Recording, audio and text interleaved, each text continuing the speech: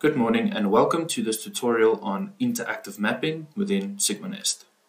To start, I will import some parts.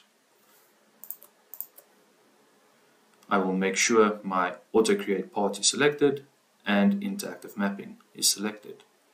Import. Here I find my interactive mapping interface. If I have green ticks next to my geometry, that means my geometry is correct and ready to be created into a part. I can also set things like my quantities, material, and thickness. Once I am happy, I click on OK, and my parts get created for me. From here, I can highlight both parts and select the machine.